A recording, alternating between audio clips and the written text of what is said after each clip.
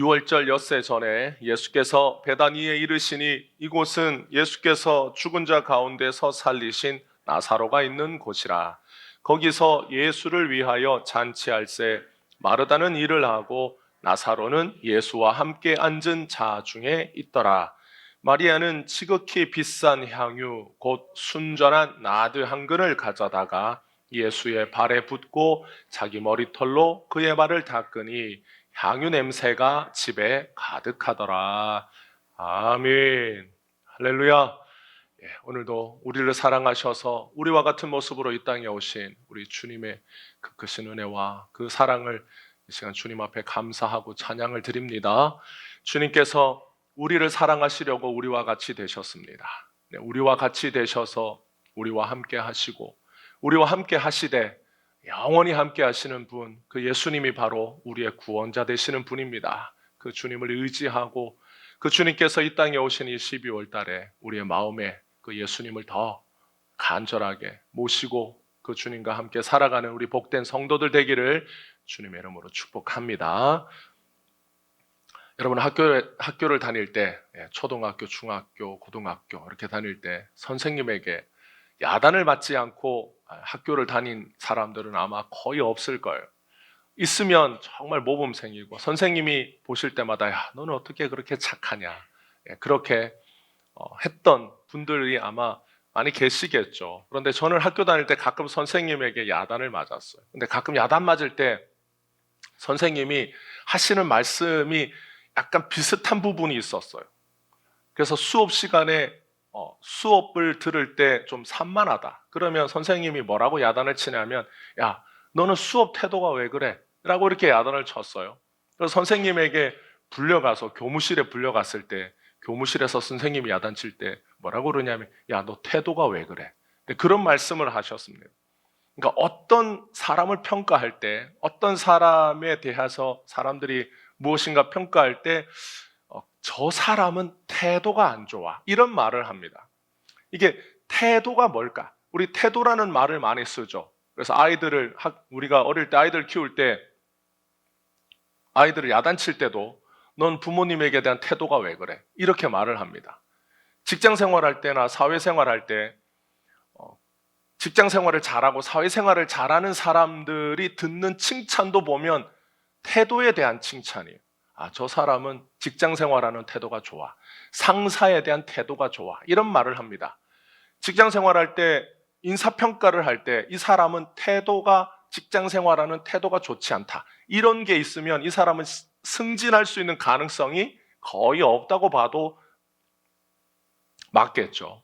태도라는 말을 우리가 많이 쓰지만 태도가 뭐냐라고 하면 이 태도가 정확하게 무슨 뜻이다라고 좀 말하기는 그래요. 보통은 그 사람의 행동 또는 그 사람의 어떤 움직임 그걸 태도라고 말하지만 그거보다 더 넓게는 그런 행동이나 그런 움직임, 그런 모습을 보여주는 이유가 그 사람의 마음에서부터 무엇인가 겉으로 그 사람의 행동으로 그 사람의 몸짓으로 나타났다라고 생각하기 때문에 우리의 몸가짐과 마음을 사람들이 연결시켜서 태도라고 부릅니다. 그러니까 단순히 몸동작만 말하는 게 아니라 그 사람의 마음가짐도 함께 말할 때 우리는 태도라는 말을 씁니다. 그러니까 넌 태도가 안 좋다라는 말은 그냥 몸가짐만 안 좋다라는 게 아니라 뭔가 마음가짐이 불편하다 이런 뜻이겠죠. 그래서 총체적으로 포괄적으로 쓰는 이 말을 누군가의 태도를 보고 그 사람의 마음가짐도 평가하는 겁니다. 그래서 사람들이 상사 앞에서 말을 할 때 상사 앞에 섰을 때 건방진 태도로 말하지 않습니다. 누구도. 보통은 상사 앞에서 보고를 하거나 상사와 말을 할 때는 공손한 자세로 손을 모으고 겸손한 자세로 그리고 말도 절제된 언어로 대답하고 이렇게 행동하죠. 친구들끼리 쓰는 말을 상사에게 하지 않습니다. 친구들끼리 농담하는 그런 대화체로 상사에게 또는 그 직장의 사장이나 회장님 앞에서 보고하면 그날로 잘리겠죠. 어떤 상황에서 어떤 태도가 적절한가라고 하는 것은 시대와 문화마다 다를 수 있지만 보통의 사람들이 그 시대에 사는 사람들이 상식을 가지고 있는 사람이라면 그 상식의 선에서 가르치거나 말하지 않아도 대부분의 사람들은 저 사람의 태도가 적절하다 또는 적절하지 않다라고 하는 것을 대부분 알 수 있습니다. 왜 그럴까요? 어릴 때부터 우리는 뭐가 적절한 태도인지 또는 뭐가 적당한 말의 태도인지를 어렸을 때부터 몸으로 배웠기 때문이에요. 맞으면서 배웠고 또는 야단 맞으면서 배웠고 이렇게 해야 된다라고 어렸을 때부터 우리가 체득한 것이기 때문에 상식을 갖추면 그 상식의 선에서 알 수 있습니다. 그래서 TV에 자주 등장하는 연예인들이나 정치인들이 상황에 맞지 않는 그런 행동을 하거나 상식의 선을 넘어섰다, 그런 태도를 보였다라고 할 때 사람들은 금방 그 사람의 태도를 보고 이해할 수 없다라고 비난을 하게 되고, 그런 모습을 자주 보여주는 사람은 금세 대중에게서 쉽게 잊혀지게 되는 거죠. 예수님께서 죽었던 나사로를 무덤에서 다시 불러내신 믿지 못할 기적이 있고 난 뒤에 예수님은 유월절을 6일 앞두고 다시 베다니에 찾아오셨습니다. 그래서 나사로의 집을 다시금 방문하셨습니다. 예수님께서 행하신 일에 대해서 이 나사로와 또 마르다와 마리아가 예수님에게 제대로 된 감사 인사를 하지 못했어요. 경황이 없었기도 하거니와. 그래서 예수님이 자신의 집에 다시금 찾아오셨을 때 감사 인사를 제대로 드리지 못했던 나사로가 예수님을 위해서 자신의 집에서 저녁 식사를 준비합니다. 그때 갑자기 마리아가 예수님에게 와서 아주 비싼 향유를 예수님 발에 붓고 자신의 머리카락으로 예수님의 발을 닦기 시작합니다. 그 모습을 본 오빠 나사로도 당황했고 그 자리에 함께 앉아있던 제자들도 어쩔 줄 몰랐어요. 그 자리에 있던 모든 사람들이 다 경악하던 중에 오직 예수님만 마리아의 그 행동을 묵묵히 받아주고 계셨습니다. 마리아가 부은 이 향유도 향유지만 유대 사회에서 젊은 여자가 자신의 머리카락으로 외간 남자의 발을 닦았다라고 하는 것은 용납받기 어려운 태도였어요. 그 당시 중동의 문화에서 여자의 머리카락은 그냥 신체의 일부가 아니었습니다. 머리카락이라고 하는 것은 여자의 정절을 의미하기도 하고 가문의 명예와도 직결됐어요. 그래서 우리나라도 과거의 조선시대에 보면 머리카락이라고 하는 것이 어떤 그 사람의 신분을 나타내기도 하고 머리카락을 어떻게 했느냐에 따라서 그 사람의 계급이 보이기도 하는 겁니다.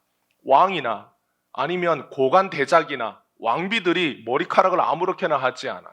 머리를 다듬는데 굉장히 시간을 오래 들입니다. 왜냐하면 그것이 자신의 신분을 나타내기 때문에. 결혼하지 않은 사람의 머리의 모양, 결혼을 한 사람의 머리의 모양이 달랐어요. 사람이 머리를 풀고 다닌다. 그러면 그 사람은 제정신이 아닌 사람이에요.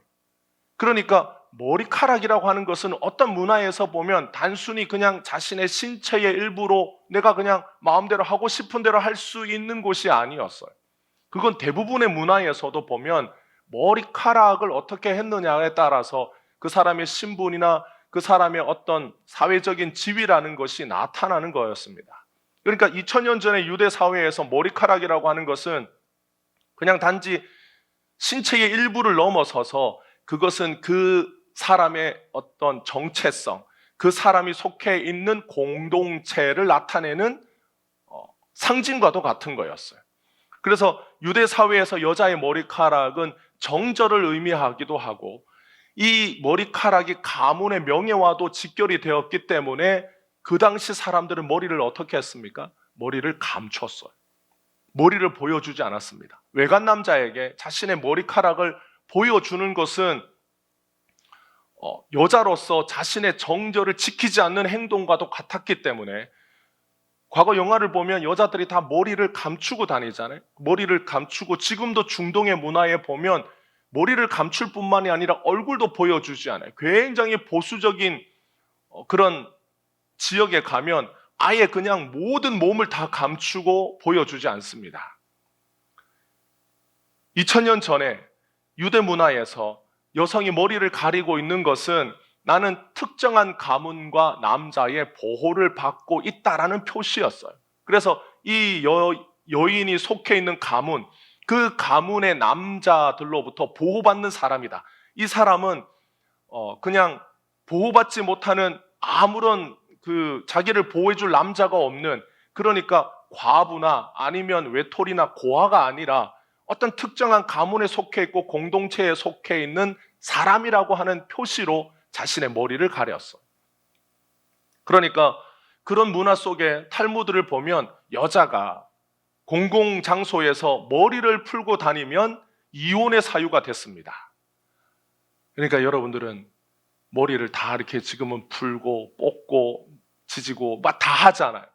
그러니까 이렇게 하는 사회에 사는 사람들은 굉장히 자유스러운 거예요. 그러나 유대 사회에서는 그렇게 할 수가 없었어요. 여자가 머리를 풀고 공공장소에서 다닌다. 그러면 남편이 그 여인과 이혼해도 아무런 사람들로부터 비난의 대상이 되지 않았습니다. 그러니까 머리카락이라고 하는 것은 여자에게 있어서 미용의 대상이 아니라 개인의 명예도 관련되어 있었고 가문의 체면과도 직결되어 있는 상징이었어요. 그런데 버젓이 지금 이제 식사를 기다리고 있는 와중에 예수님과 제자들과 나사로가 거기에 앉아서 담소를 나누고 있던 자리에 갑자기 마리아가 들어와서 하루 종일 흙먼지로 더러워진 남자의 발을 자신의 머리카락으로 닦았다. 이건 그 자리에 있던 모든 남자들이 보고 입이 떡 벌어지는 그런 행동이었습니다. 발이라고 하는 것은 유대 사회는 흙먼지길이잖아요. 그러니까 길을 다닐 때 가장 더러워지는 부위가 발이었어요. 그래서 이 발은 누가 닦느냐? 보통은 노예들이 닦습니다. 주인이 오면. 그런데 주인이라고 해도 자신의 종에게 집에 와서 자, 종아, 내 발을 좀 닦아라. 이렇게 하지 않아요. 왜냐하면 자신의 발이 더러운 걸 누구나 알기 때문에 보통은 물이 있으면 자기가 자기 발 정도는 닦고 종에게도 내밀기 민망한 것이 더러운 자기 발입니다. 샌들 신고 여러분 흙먼지길을 하루 종일 다르면 그 발이 얼마나 더럽겠어요. 때가 꼬질꼬질하게 끼어있는 그 발, 먼지가 가득한 그 발을 아무리 종이지만 그 종에게 내밀 때는 어지간한 주인 아니면 주인이 자기 발을 씻을 정도로 발이라고 하는 것은 그 시대나 그 문화에서 보면 가장 더럽다고 생각되는 신체였습니다. 그런데 제자들이 그 마리아의 행동을 봤어요. 갑자기 향유를 들고 와서 그걸 예수님 발에 붓고 자신의 머리카락으로 그걸 닦았을 때 제자들은 무슨 생각을 하냐? 마리아가 자기 오빠의 얼굴에 먹칠한다라고 생각했습니다. 그리고 이런 행동이 지금은 예수님의 제자들과 나사로가 있지만 이런 행동이 만약에 소문이 나서 다른 사람들에게 전해지면 어떤 남자가 마리아와 결혼할 것인가? 어떤 남자가 자기 아내가 될 사람, 자기 부인이 될 사람이 자기 그 머리카락으로 외간 남자의 발을 닦았다. 그런 사람과 결혼한다라고 한다면 여러분 어떤 사람이 결혼하겠어요? 어떤 사람이 마리아의 그 행동을 알고서 선뜻 결혼하겠습니까? 물론 마리아가 예수님께 감사해서 향유를 붓고 예수님의 발을 닦을 수는 있습니다. 그러면 꼭 굳이 자기 머리카락으로 닦아야 되느냐라는 거죠. 그 집에는 수건이 없습니까? 수건 중에 고운 수건이 있잖아요. 고운 수건 있고 발이 잘 닦이는 그런 수건을 가지고 와서 예수님의 발을 물로 씻고 향유를 붓고 닦아도 되잖아요. 근데 마리아는 자신의 태도가 다른 사람들에게 어떤 오해를 불러올 것인지를 모르는 철없는 소녀였습니까? 마리아는 그런 것도 모르고 그 당시의 문화도 모르고 상식도 없고 다른 사람들이 자기를 어떻게 보든지 말든지 간에 자기가 이런 행동을 하면 자기 오빠 나사로나 자기 언니 마르다에게 어떤 영향을 미치고 심지어 자기 앞날에 어떤 소문이 날지를 모르는 그냥 철없는 여자였기 때문에 그런 행동을 했을까요? 여러분이 만약에 마리아라고 한다면 여러분이 마리아로서 여러분이 한 행동이 앞으로 여러분에게 어떤 영향을 미칠 것인지를 생각해 보지 않고 그렇게 한다면 과연 여러분들은 그 모든 것을 다 감당하고서라도 그런 행동을 하겠습니까? 마리아는 왜 이런 행동을 했을까요? 마리아는 분명한 것은 마리아는 예수님을 사랑했어요. 예수님에 대한 그 사랑을 마리아는 표현하고 싶었습니다. 단순히 예수님을 그냥 존경하는 분, 그냥 내가 이 예수님을 우러러 본다라고 하는 것을 넘어서서 예수님이 구원자라고 하는 그 고백을 예수님 앞에 드리고 싶었어요. 그런데 마리아가 성경에 보면 마리아에 대하여 많이 언급하지 않습니다. 성경에는 마리아가 여러 명 나오는데 나사로의 동생이었던 이 마리아를 보면 이 마리아의 과거가 어떠했는지에 나타나지 않아요. 그리고 성경에 마리아가 말을 많이 하지 않아요. 마리아가 한 말이라고 하는 것은 그렇게 성경에 보면 그냥 예수님 앞에서 오빠에 대하여 예수님이 일찍 오셨으면 여기 계셨더라면 우리 오빠가 죽지 않았을 겁니다 라고 하는 그 정도의 말만 성경에 기록되어 있고, 마리아가 어떤 사람인지 대부분 마리아는 말이 없는 그런 모습으로 나타나고 마리아의 행동만 보입니다. 예수님 앞에서 말씀 듣던 마리아, 그리고 예수님에게 자신의 머리카락으로 발을 닦아주던 마리아, 이런 모습만 보여요. 그러니까 마리아는 자신의 말로써 예수님에게 무엇을 많이 표현하는 사람이 아니었어요. 어쩌면 말이 없었다라기보다는 예수님에게 자신의 말로써 표현할 수 없는, 자신의 말로 담을 수 없는 예수님에 대한 존경과 사랑을 가지고 있는 여인이었다라고 보는 것이 더 나아요. 그래서 예수님 앞에 마리아가 고백을 하고 싶었습니다. 어떤 고백을 하고 싶었느냐? 예수님이 구원자라는 고백을 하고 싶었어요. 하나님의 아들이라는 고백을 하고 싶었어요. 언니 마르다는 예수님에게 그런 고백을 했어요. 근데 마리아는 자기도 예수님에게 예수님이 구원자라는 고백, 나를 구원하실 분이라는 고백, 하나님의 아들이라는 고백을 하고 싶었습니다. 그런데 그 어떤 말로도 자기의 마음을 담을 수 없다라는 것이 마리아에게는 고민이었어요. 그래서 예수님이 자신의 집에 다시 찾아온 날, 마리아는 자기 집안에서 가장 귀한 향유를 들고 와서 예수님의 발에 붓고 한 사람의 여인으로서 자신이 예수님에게 할 수 있는 가장 큰 헌신으로 자신의 머리카락으로 예수님의 발을 향유로 닦기로 합니다. 어쩌면 자신의 행동을 보고 가족들이 비난할 수 있습니다. 어쩌면 자신의 행동을 보고 처녀로서 하면 안 되는 짓을 했다라고 사람들이 비난할 수 있습니다. 그런데 그 순간 마리아는 자기의 앞날도 중요하지 않았고 가문의 체면도 예수님보다 귀하지 않았습니다. 다른 사람들이 뭐라고 하든 마리아는 예수님에게 자기 자신을 헌신하고 싶었어요. 예수님에 대한 자신의 고백이 사람에 대한 고백을 넘어서서 구원자에 대한 믿음의 고백으로 드려지기를 원했습니다. 그래서 마리아는 자신의 머리카락으로 예수님의 발을 닦음으로써 그 무엇으로도 표현할 수 없는 예수님에 대한 신뢰와 헌신을 예수님 앞에 고백합니다. 이제 마리아는 예수님이 이 세상 그 무엇보다 더 귀한 분이었습니다. 마리아에게 예수님보다 귀한 분은 없어요. 자기의 이 행동이 소문이 나서 앞으로 결혼을 하지 못한다 할지라도 마리아는 괜찮았어요.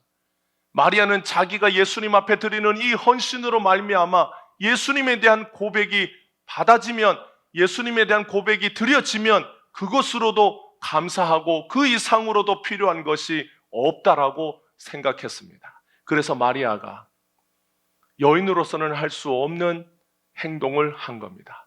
그 당시 사람들이 보고 마리아의 태도를 비난한다 해도 마리아는 상관없었어요. 내가 예수님을 이만큼 사랑하는 것, 내가 예수님을 위해서 헌신하고 싶은 것, 그 무엇으로도 표현할 수 없는 자신의 그 예수님을 향한 믿음과 사랑의 고백을 어떻게든 드릴 수만 있으면 그것으로 만족하고 싶었습니다. 그래서 마리아가 예수님을 선택하기 위하여 사람들의 손가락질과 비난을 감수하기로 한 것, 그래서 자신이 예수님께 드릴 수 있는 가장 큰 헌신의 표시로 자신이 가지고 있는 가장 귀한 향유와 자신에게 있는 가장 귀한 머리카락으로 예수님의 발을 닦음으로써 예수님께 자신을 온전히 헌신합니다. 그러니까 마리아가 이렇게 함으로 자기는 뭘 내려놓은 거예요? 자기 자신을 내려놨어요. 그리고 가문에 대한 모든 것들도 다 내려놨어요. 자신의 미래도 내려놨어요. 왜 그렇게 했습니까? 예수님이 귀했기 때문입니다. 예수님에게 헌신하고 싶었기 때문입니다. 예수님께 자기 자신을 드리고 싶었기 때문이에요. 예수님께서 마리아의 이런 행동을 그냥 묵묵히 받아들이신 것은 마리아의 그 마음을 아셨기 때문이에요. 마리아의 그 태도가 마리아의 마음을 나타내었기 때문에 예수님이 아무 말 하지 않으셨어요. 너 지금 무엇하냐라고 야단치지 않으셨어요. 오히려 예수님이 머리카락으로 내 발을 닦으라고 예수님 말씀하지도 않았어요. 마리아가 예수님 앞에 보여주는 이 모습을 예수님이 보실 때에 그 마리아의 마음의 중심에 뭐가 있는지 아셨기 때문에 예수님이 가만히 계셨습니다. 그리고 마리아가 보여주는 이 모습이, 이 행동이 예수님이 죄인을 구원하는 사역의 한 면을 드러내어 주었기 때문에 예수님께서 마리아가 하는 그 행동을 묵묵히 받아들이시고 제자들에게 말씀하셨어요. 이렇게 하는 걸 내버려 둬라. 마리아가 값비싼 향유를 예수님 앞에 드렸기 때문이 아닙니다. 우리는 이 마리아의 모습을 보고 마리아가 자기 집에서 가장 귀한 향유를 갖고 왔다. 이 향유가 성경에 보면 얼마의 향유 가치가 있다고 말합니까? 한 사람 300데나리온이라고 하면 한 사람의 1년치 품삯이.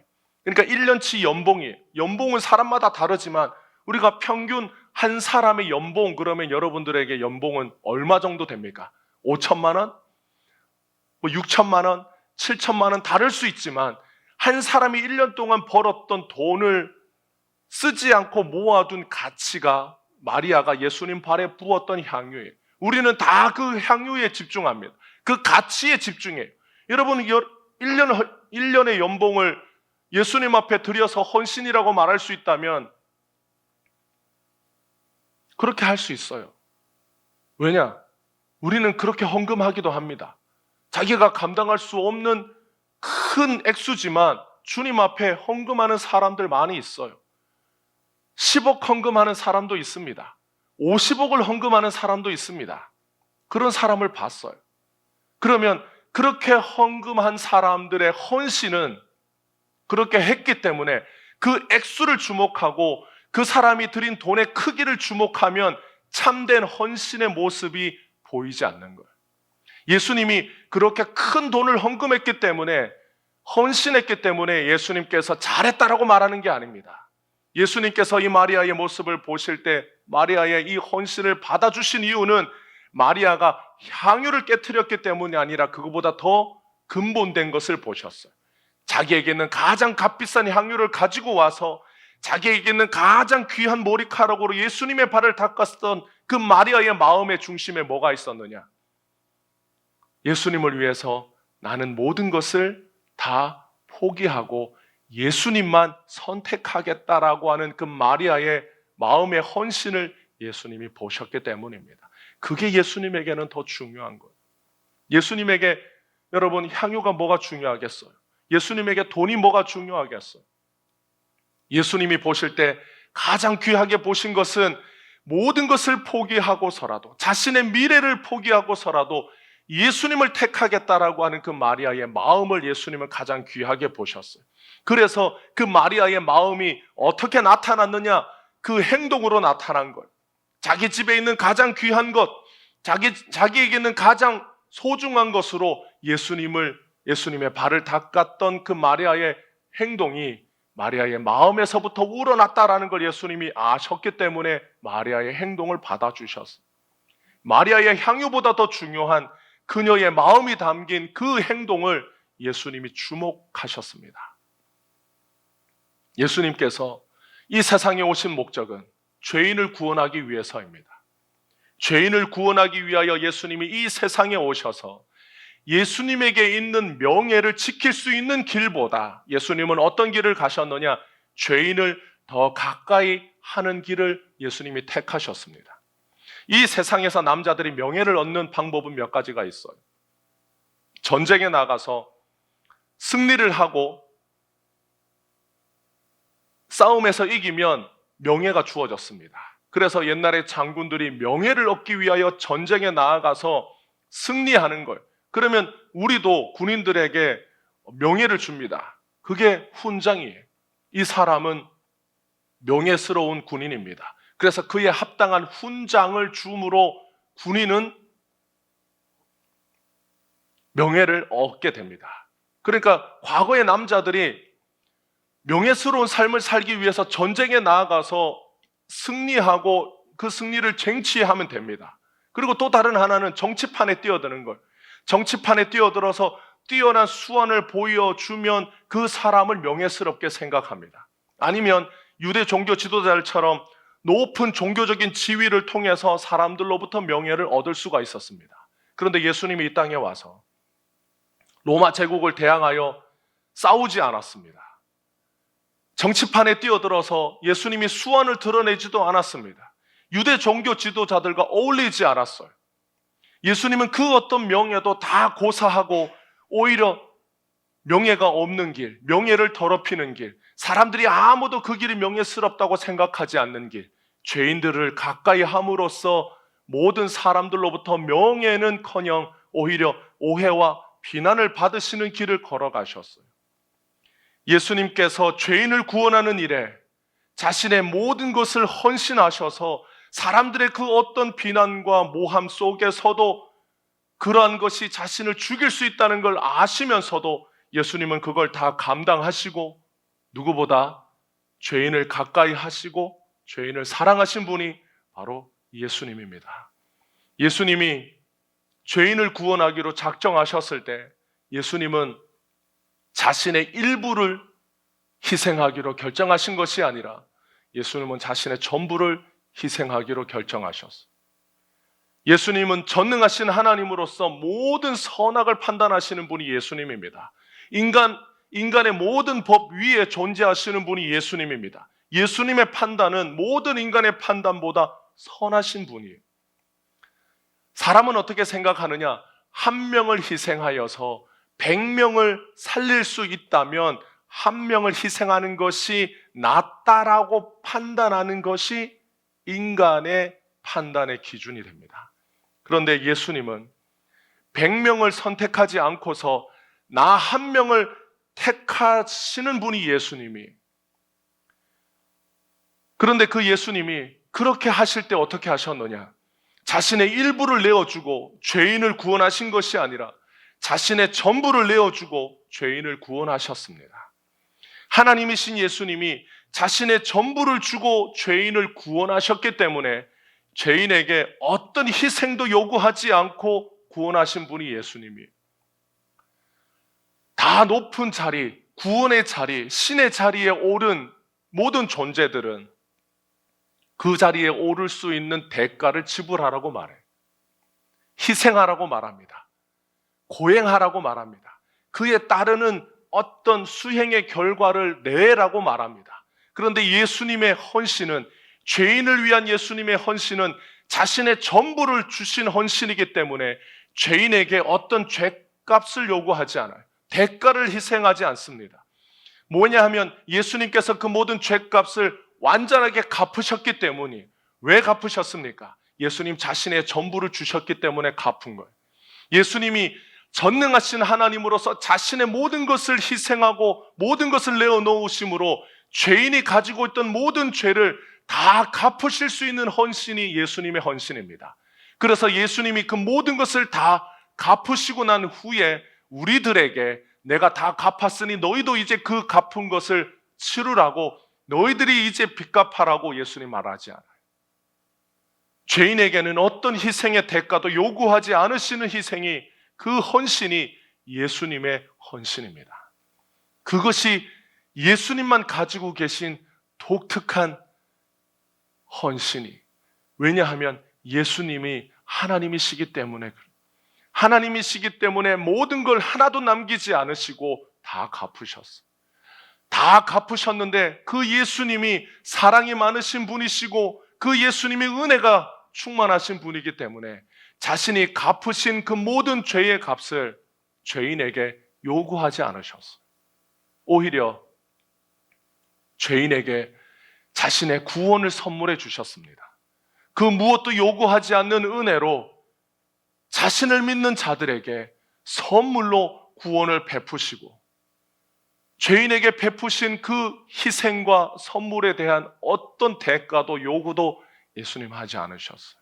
그것이 오직 예수님만 보여주신 신적인 헌신이고 예수님만 보여주신 완전한 은혜요, 완전한 선물이요, 완전한 헌신이 바로 주님이 보여주신 희생이고 헌신입니다. 그 예수님께서 죄인을 위하여 자신을 희생하실 때 어떻게 하셨어요? 십자가에서 자신의 전부를 내어주셨습니다. 예수님이 십자가에서 자신의 전부를 내어주신 것은 전부를 내어주셔야 했던 이유는 예수님이 우리의 죄와 우리의 허물을 대신 짊어지셨기 때문입니다. 예수님이 십자가에서 죽으실 때 가끔 보면 십자가의 모양을 한 예수님의 그 몸에 수건이 둘러져 있어요. 그러나 예수님이 십자가에 죽으실 때 예수님 몸에는 아무것도 없었습니다. 예수님은 십자가에서 벌거벗은 채로 못 박혀 죽었어요. 예수님의 몸에 수건을 두른 것은 차마 남자의 나체를 보여주기가 뭐하니까 십자가의 모양을 만들 때 예수님의 몸에 수건을 둘러서 중요한 부위를 감춰둔 거예요. 그러나 예수님이 십자가에 죽었을 때에 예수님의 몸에는 실오라기 하나 없었습니다. 왜 그랬습니까? 로마 군인이 예수님의 속옷을 벗겨서 그것을 찢어서 나눠 가졌어요. 예수님의 겉옷도 나눠 가졌어요. 그래서 예수님은 십자가에 못 박히실 때에 몸에 아무것도 두르지 않고 십자가에 못이 박혀 죽으셨어요. 그 자리에서 나체로 피를 흘려 죽으셨어요. 예수님이 그렇게 죽으셔야 했던 이유는, 부끄러움과 수치 속에 죽어야 했던 이유는 죄인은 그렇게 부끄럽고 수치스럽게 죽어야 했기 때문입니다. 그래서 예수님이 우리의 죄를 짊어지시니까 예수님이 십자가에서 죽으실 때 그렇게 부끄럽게 죽었어요. 그래서 사람들이 십자가에 달린 예수님을 볼 때에 그렇게 수치스럽게 죽어가는 예수님을 보면서 사람들이 차마 그 모습을 보기 민망하여 고개를 흔들고 혀를 찼어요. 남들은 구원한다라고 하던 자가 저렇게 십자가에서 비참하게 수치스럽게 부끄럽게 죽는구나. 그렇게 사람들이 차마 십자가에서 죽어가는 예수님을 다 보지 못하고 고개를 숙이고 자기 머리를 흔들고 혀를 차고 돌아갔습니다. 예수님이 그렇게 죽어야 했던 이유는, 하나의 명예도 없이 그렇게 수치와 비참함 속에 죽어야 했던 이유는 우리를 구원하기 위하여 우리의 죄와 허물을 뒤집어 썼기 때문입니다. 죄인을 구원하는 길에 예수님은 명예롭게 죽은 게 아니에요.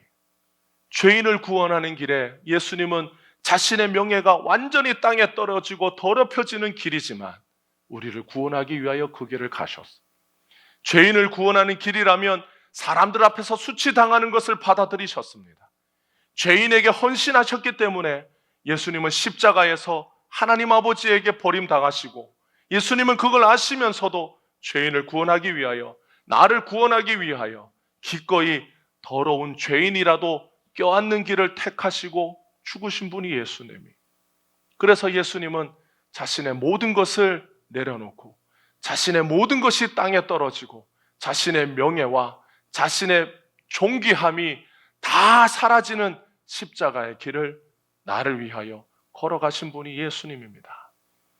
여러분, 우리는 헌신이라는 말을 어렸을 때부터 교회를 다니면서 많이 썼어요. 헌신 예배도 많이 드렸어요. 헌신이 무엇입니까? 헌신은 몸과 마음을 바쳐 힘을 다한다라는 거예요. 그래서 우리가 어렸을 때부터 교회를 다녀서 헌신 예배를 드리면 내가 주님 앞에 먼저 헌신하는 줄 알았어요. 그러나 헌신의 가장 중요한 것은 예수님 앞에 나아가는 겁니다. 헌신은 나를 위한 예수님의 그 희생을 내가 갚을 길이 없을 때 드리는 것이 헌신입니다. 예수님은 우리를 구원하기 위하여 작은 힘을 쓰신 것이 아니에요. 예수님은 나를 구원하기 위하여 자신의 전부를 쏟아 부으셨습니다. 하나님의 신분을 내려놓고 사람으로 이 세상에 오셔서 자신의 살과 피를 쏟아서 죄인들의 더러운 발을 씻기신 분, 죄인들의 더러운 몸을 씻기신 분이 예수님입니다. 예수님의 희생은 우리를 향한 예수님의 헌신이에요. 그런데 사람의 헌신으로는 예수님의 그 희생을 갚을 길이 없습니다. 우리가 우리의 몸을 드린다고 한들 예수님의 그 헌신을 갚을 길이 없기 때문에 우리가 아무리 예수님 앞에 우리 자신을 희생해도 예수님의 그 헌신을 갚을 길이 없기 때문에 우리는 무엇으로도 예수님이 우리를 향하여 베푸신 그 희생과 사랑을 갚을 길이 없어서 무엇을 하느냐? 예수님 앞에 나아가서 우리 자신을 드리는 거예요. 예수님의 헌신 앞에 나는 아무것도 드릴 것이 없음을 고백하는 것이 우리의 헌신의 첫 출발입니다. 그래서 주님, 내가 주님 앞에 이것도 드릴 것이 있고요, 이것도 드릴 것이 있고요, 우리 집에는 이것도 있고요, 이것도 있고요, 이것도 주님 앞에 드리면 되겠습니까? 라는 것이 헌신의 출발이 아니에요. 헌신의 출발은, 그 고백의 출발은 주님, 내가 무엇을 가지고 있어도 주님 앞에 드릴 것이 없습니다. 주님 앞에 무엇을 드려도 주님의 희생, 나를 향한 주님의 희생과 그 주님의 죽으심 앞에, 나를 향한 주님의 헌신 앞에 내가 갚을 것이 없습니다 라고 고백하는 것이 우리의 헌신의 첫 출발입니다. 그리고 그 예수님의 사랑에 감격하여 나 자신밖에 드릴 것이 없음을 눈물로 고백하는 것이 그 헌신의 내용이에요. 헌신은 예수님의 사랑에 빚을 갚는 것이 아니라 예수님의 깊은 사랑에 들어가는 것이 여러분 헌신입니다. 그래서 우리는 헌신을 한다고 하면 주님 앞에 우리가 뭘 바쳐야 되는 줄 알아요. 예수님이 우리에게 뭘 필요로 하시겠어요? 우리가 예수님 앞에 뭘 드리면 예수님이 만족하시겠어요? 예수님이 돈이 없으신 것도 아니고, 예수님이 시간이 없으신 것도 아니고, 예수님이 사람이 없으신 것도 아니에요. 예수님은 악인도 쓰시는 분이고, 예수님은 동물도 쓰시는 분이고, 예수님은 이 땅에 있는 모든 것을 다 쓰시는 분이 예수님입니다. 그런데 예수님이 뭐가 부족해서 우리에게 달라고 하시겠어요? 예수님에게 필요한 것은 아무것도 없습니다. 그래서 헌신은 예수님 앞에 우리가 뭘 바치는 게 아니에요. 오히려 우리를 향한 예수님의 그 희생 앞에, 우리를 향한 예수님의 헌신 속에 우리가 들어가서 그 사랑과 은혜를 누리는 것이 여러분 우리의 헌신의 축복입니다. 우리는 헌신한다고 그러면 아까운 것부터 먼저 생각되지만 예수님이 우리에게 헌신하라고 하실 때에는 예수님의 그 큰 사랑 안에 들어와서 누리라는 것이 예수님의 헌신의 참된 뜻이. 예수님의 사랑을 모르면 자신의 작은 것 하나를 드리는 것도 아깝습니다. 그런데 예수님의 사랑을 알면 자기 자신을 드려도 갚을 수 없는 예수님의 사랑에 아쉬워하는 것이 여러분 헌신이에요. 그래서 찬송가 143장에 보면 그 첫 가사에 웬 말인가 날 위하여 주 돌아가셨나, 이 벌레 같은 날 위에 큰 해 받으셨나. 여러분, 제가 어릴 때 이 찬송가를 부를 때마다 예수님이 나를 위하여 죽으신 것은 알겠는데 왜 나를 말할 때 이 벌레 같은 날 위에, 내가 벌레인가? 왜 이 가사를, 이 찬송가를 쓴 사람은 나를 벌레 같다고 말하는가? 왜 자기를 비하하는가라고 생각했어요. 그런데 나이 드신 권사님이나 집사님들이 이 찬송가를 부를 때 눈물을 흘렸어요. 그러면 뭐라고 생각했냐면, 저 권사님은 자기를 벌레 같다고 생각하는가? 그때는 어려서 그게 이해가 되지 않았어요. 그런데 아이러니하게도 예수님의 은혜가 줄어들면 내가 죄인이라는 생각도 줄어듭니다. 그런데 예수님의 은혜가 커지면 내가 죄인이라는 고백도 커져요. 그래서 예수님이 나를 위하여 죽으신 그 은혜가 커졌을 때 나는 예수님 앞에서 벌레보다 못한 자인 것을 먼저 깨닫고 고백한 것이 이 찬송가 143장이에요. 그래서 이 찬송가의 4절에 보면 늘 울어도 눈물로써 못 갚을 줄 알아. 몸밖에 드릴 것 없어 이 몸 바칩니다. 이렇게 고백합니다. 갚아도 다 갚지 못하는 예수님의 헌신 앞에 마리아는 자신의 몸밖에 드릴 것이 없어서 자신의 몸을 예수님께 바쳤어요. 그리고 수많은 신앙의 조상들도 갚을 수 없는 예수님의 은혜 앞에 똑같은 이 고백을 드렸습니다. 무엇이 나를 향한 예수님의 헌신에 보답할 수 있을까? 무엇이 나를 향한 예수님의 희생을 갚을 수 있을까?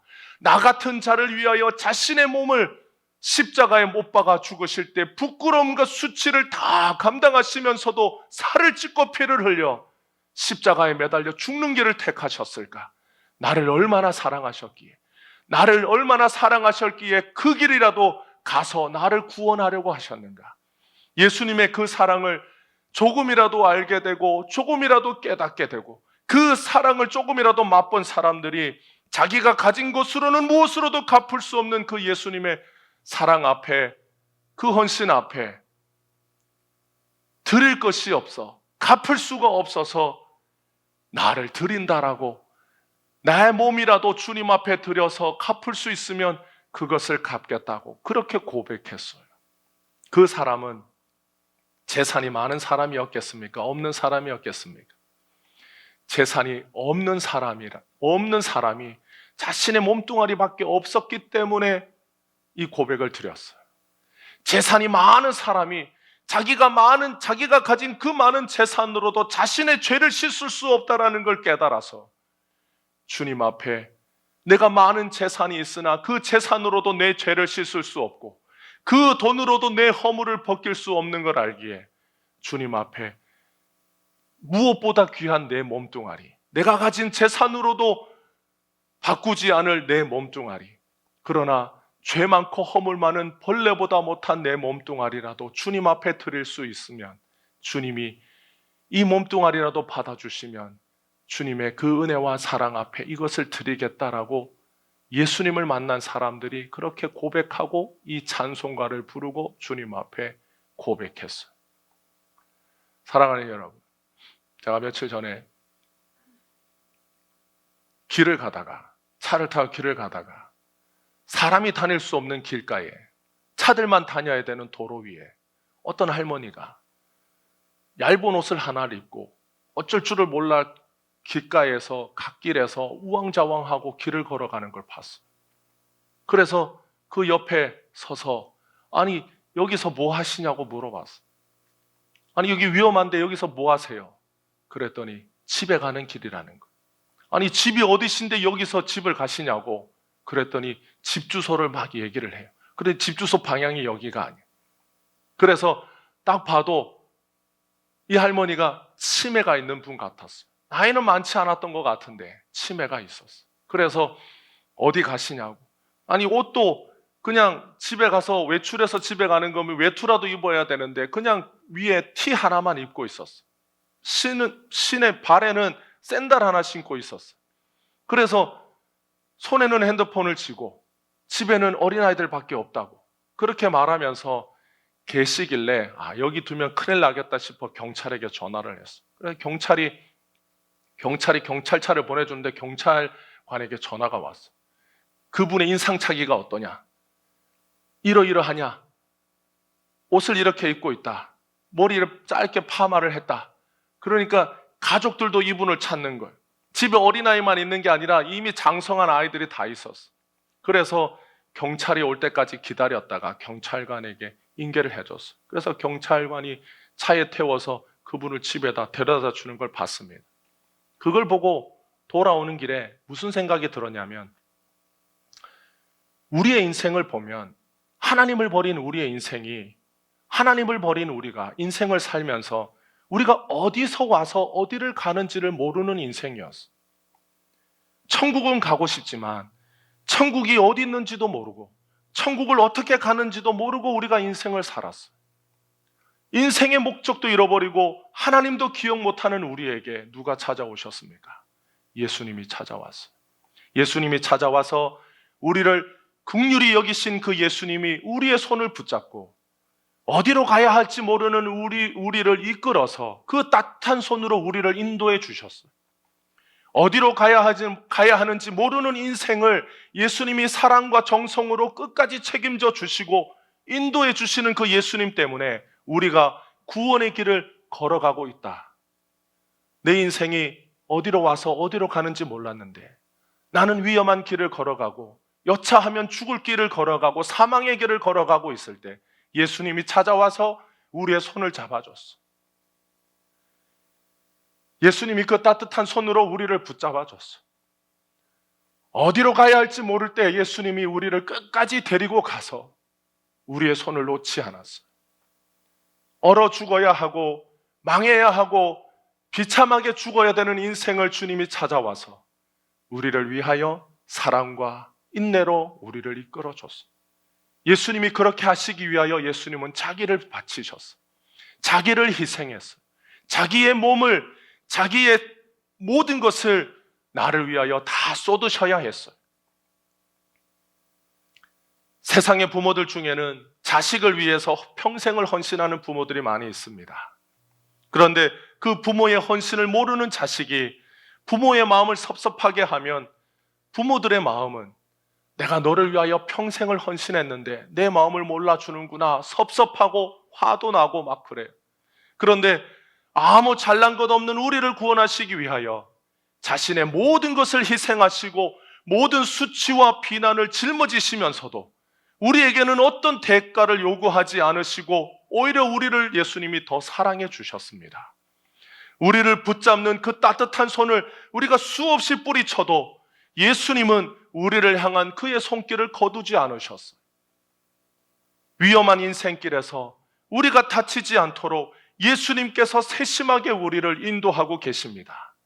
우리는 예수님을 향한 우리의 헌신을 먼저 말하지만 예수님 앞에 가면 예수님 내가 이것도 했습니다. 이것도 했습니다. 이것도 했습니다. 내가 예수님을 위하여 이렇게도 했습니다. 그렇게 우리가 먼저 말하지만 우리를 향한 예수님의 헌신을 알지 못하고서는 우리는 향유를 드린 것으로 만족하는 신앙이 될 뿐이에요. 주님 제가 향유 드렸잖아요. 값비싼 거 드렸잖아요. 제가 아깝지만 이것을 드리면 정말 아깝지만 주님 앞에 드렸잖아요. 나의 머리카락으로 예수님의 발을 닦는 것보다 내가 드릴 수 있는 것으로 예수님의 희생을 무마시키려고 하는 얄팍한 신앙에서 벗어날 수가 없는 거예요. 예수님은 우리에게 돈 달라고 하지 않았어요. 예수님은 우리에게 내가 가지고 있는 중요한 것, 네가 아끼는 것, 그거 달라고 하지 않으셨어요. 예수님은 마리아에게 향유도 요구하지 않았고 그의 머리카락도 요구하지 않았습니다. 예수님은 이 땅에 사시면서 누구에게도 어떤 희생도 요구하지 않았습니다. 먼저 예수님은 자신의 사랑과 자신의 그 은혜를 우리에게 먼저 보여주셨어요. 십자가에서 철저하게 낱낱이 보여주셨습니다. 우리를 얼마나 사랑하시는지 그의 살이 찢겨지는 걸 보여주셨고 그의 피가 흐르는 걸 보여주셨고 그의 비참한 수치와 부끄러움을 짊어지신 십자가도 보여주셨어요. 그런데 우리는 예수님의 그 헌신과 희생 앞에 우리는 마음이 냉랭하고 마음이 무감각하고 예수님의 희생에 대하여 들어도 예수님이 이 땅에 오신 성육신하신 그 예수님의 헌신을 들어도 우리의 마음은 무감각한 것이 우리의 모습이. 그럴 때 우리는 예수님 앞에 드릴 수 있는 것, 내가 낼 만한 것, 내가 바칠 만한 것, 드려도 크게 손해 없는 것, 그것 주님 앞에 드리고 헌신이라고 한다면 예수님의 마음이 얼마나 아프고 예수님의 마음이 얼마나 상하시겠어요. 예수님의 사랑에 감격한 모든 사람들은 마리아처럼 자신을 드렸습니다. 예수님의 사랑에 감격한 모든 신앙의 사람들은 자신의 머리카락으로 예수님의 발을 닦은 사람들입니다. 사람들의 오해와 편견 속에서 세상의 손가락질과 편가름 속에도 불구하고 나는 예수님을 가장 귀하게 섬긴다라는 고백을 드린 것이 바로 모든 마리아의 고백이, 바로 이 마리아의 고백을 드린 자가 예수님의 신부가 됩니다. 세상의 어떤 것보다 예수님이 가장 귀하다고 고백하는 성도를 예수님은 자신의 신부로 삼습니다. 여러분, 마리아의 이 행동이 소문이 났습니다.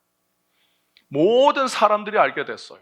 누구도 알게 됐습니까? 우리도 알게 됐어요. 왜 그렇습니까? 성경에 쓰여졌기 때문에.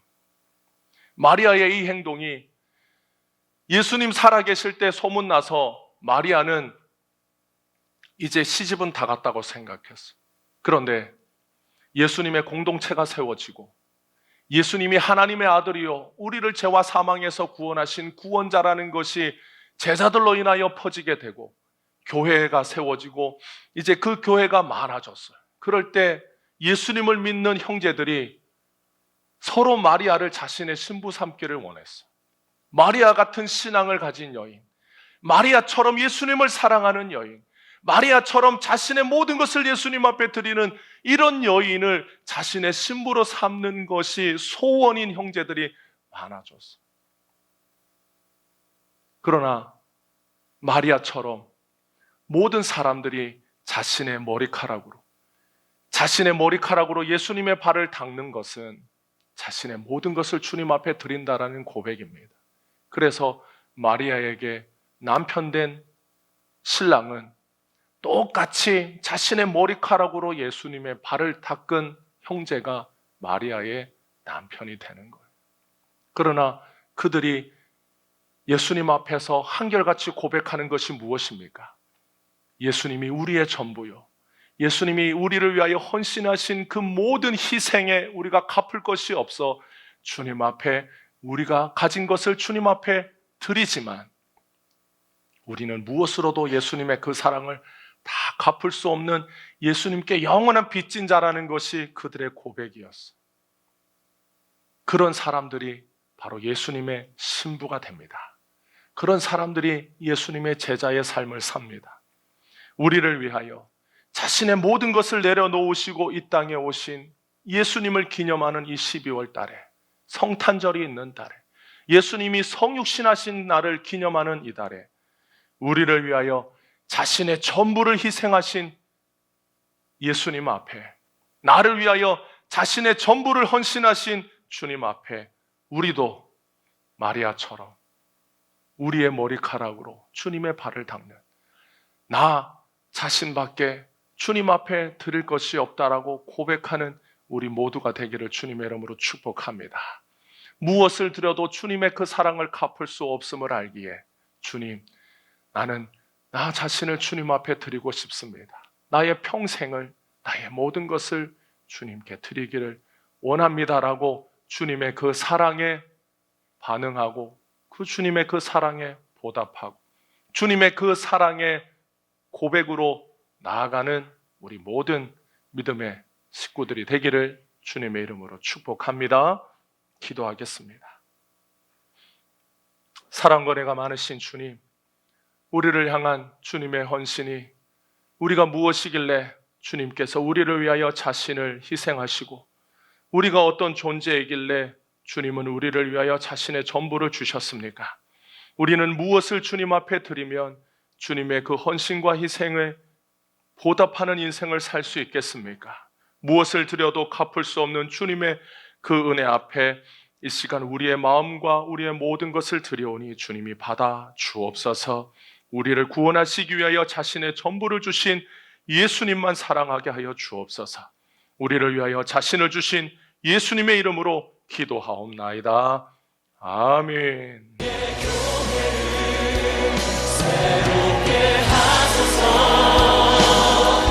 말씀으로 성령으로 주의 교회를 부르시기